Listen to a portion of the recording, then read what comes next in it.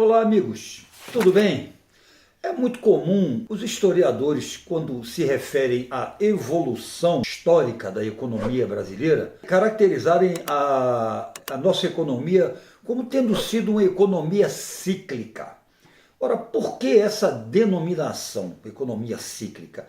Isso aconteceu porque, ao longo da nossa história, desde o período colonial, sempre existiu algum produto, geralmente produtos agrícolas, né, que tiveram um peso maior na nossa balança comercial. Né? Então, costuma se referir àquele período histórico como ciclo do café, ciclo do açúcar, enfim. Como foi que ocorreu a evolução desses ciclos econômicos? A gente vai fazer aqui um balanço rapidinho para você, principalmente para você que está estudando aí para o Enem, não é? Como foi que evoluiu a nossa economia? Quais foram esses ciclos econômicos? Ora, naturalmente a coisa começou ainda no século XVI. Né? O início efetivo da colonização do Brasil foi a partir de 1530, quando a gente teve a fundação da Vila de São Vicente e foi implantado o sistema de capitanias hereditárias, né, e o governo geral para iniciar efetivamente a colonização do Brasil. Anteriormente, a gente teve o período pré-colonial, quando Portugal não havia ainda começado o nosso processo de colonização. Muito bem, nosso primeiro ciclo econômico foi o chamado ciclo do pau-brasil. Né? O grande objetivo de Portugal, assim como da Espanha e outros países que conquistaram e colonizaram a América, naturalmente o grande objetivo sempre foi o metal precioso. No caso de Portugal, isso não aconteceu. O ouro só foi descoberto no Brasil no século XVIII, tá? No começo do século XVIII.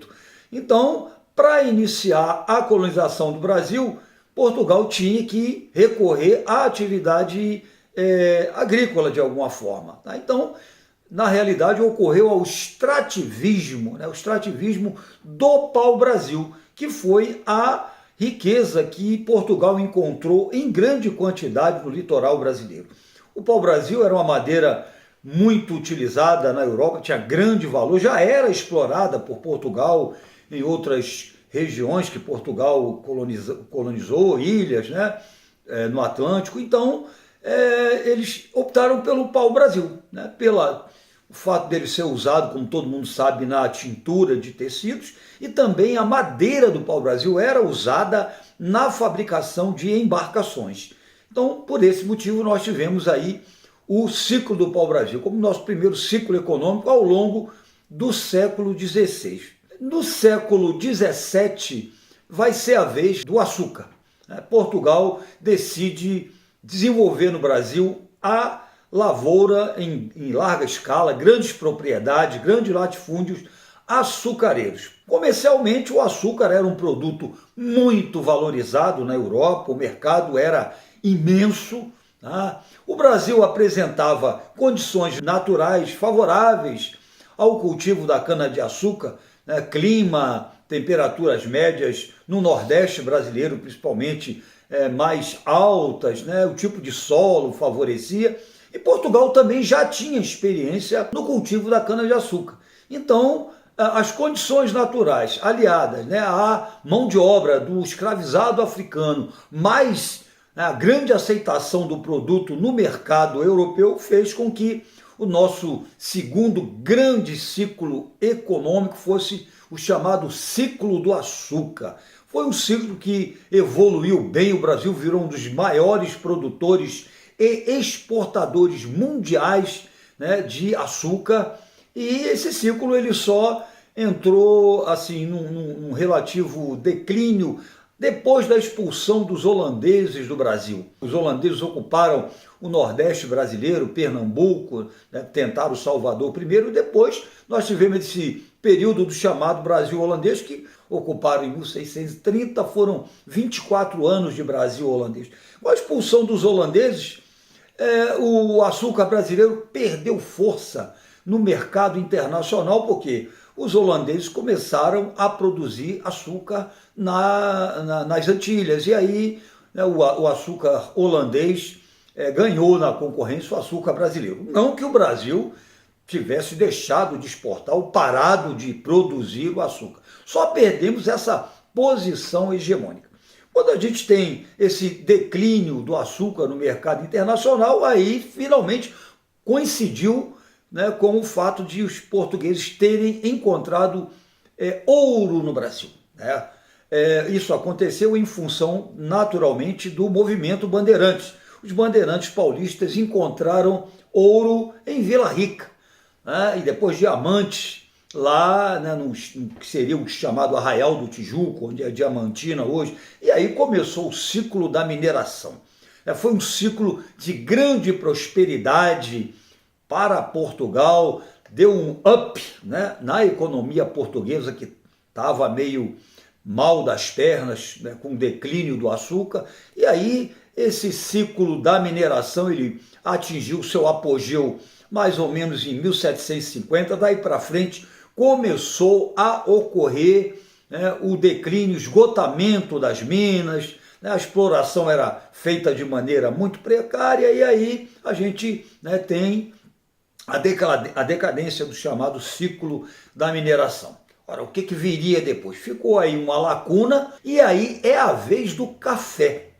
O café era um produto que foi trazido para o Brasil, não é um produto originalmente do Brasil, para quem não sabe, o café, né, parece ter origem africana, e veio para o Brasil, era cultivado em fundo de quintal, ninguém dava muita atenção, mas depois descobriu-se, né, os árabes descobriram as propriedades energéticas, né, medicinais até do café, e aí houve uma popularização do consumo do café, na Europa principalmente e também nos Estados Unidos.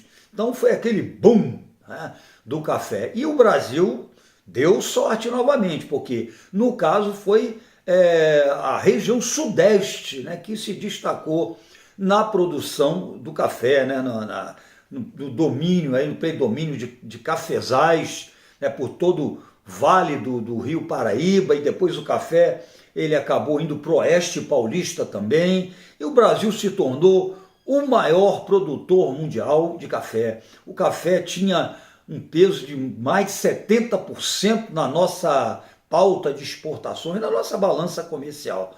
Então foi realmente aquela época dos barões do café, né? O Sudeste ganhou então peso, né? Funcionando assim como eixo econômico do Brasil.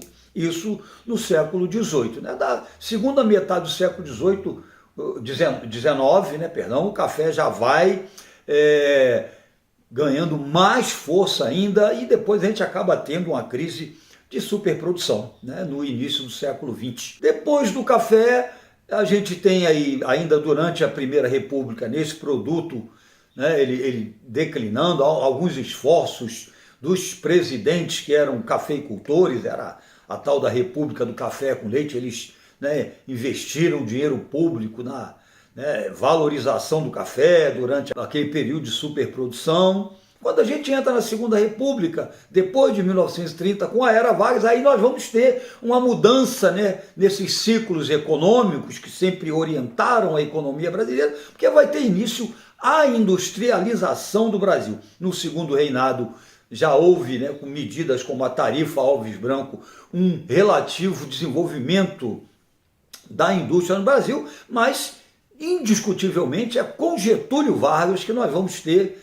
né, o grande salto do Brasil para a industrialização. É a chamada modernização centralizadora realizada pelo governo Vargas. Vargas deu realmente prioridade à indústria de base no Brasil, indústria de bens de capital, né, construiu toda a infraestrutura, empresas como a Vale do Rio Doce, empresas como a CSN, a Companhia Siderúrgica Nacional, investiu pesado em infraestrutura e realmente, né, foi aquela período conhecido como modernização centralizadora ou nacional desenvolvimentismo varguista. né? Então a gente vai ter o grande salto industrial do Brasil, que vai ter uma continuidade depois com o governo do Juscelino Kubitschek, né? O Juscelino Kubitschek estabeleceu o seu plano de metas e investiu também muito em infraestrutura, estradas, ferrovias, geração de energia e também na indústria de bens de consumo. Houve uma abertura do Brasil para empresas estrangeiras, enfim, há, né, uma espécie de continuação do legado, né, deixado pelo Getúlio Vargas, tá bom? Então a gente entra num ciclo de industrialização da economia brasileira. Então é isso aí, isso é muito importante você observar esses recortes de tempo, século pelo menos, porque você precisa se situar na hora de fazer o seu vestibular, na hora de fazer o Enem. Você tem que ter essa visão cíclica, essa visão de conjunto, né, da história da economia brasileira para poder se situar na hora de responder às suas questões, tá, relacionadas com a parte de história da economia brasileira. É isso aí, gente. Curtiu o vídeo? Se você curtiu, recomendações de sempre, tá? Deixa aí seu comentário, né? Acione as notificações depois de se inscrever no canal, para isso dar um gás aí para a gente continuar com esse trabalho, né, de divulgação de vídeos bem objetivos, vídeos imparciais que realmente ajudam muito a galera que vai fazer aí o vestibular, os vestibulares da vida, né, com prioridade, claro, sempre no Enem. É isso aí, gente. Um grande beijo para vocês, um forte abraço, Polis, e até a próxima.